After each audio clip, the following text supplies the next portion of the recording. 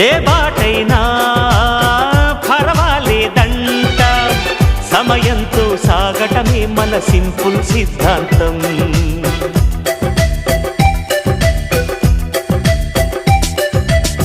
చిరుగాలికి పరిమళమిచ్చే సిరిమల్లెల వనమై ఉందాం, గగనాన్ని నేలను కలిపే హరివిల్లుల వంతెన అవుదాం.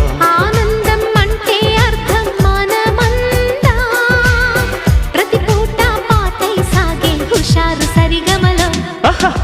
ఎన్నో ఎన్నో రాగాలుండే సంగీతం కాదా, చల్లకి నవ్వుల కేరింత.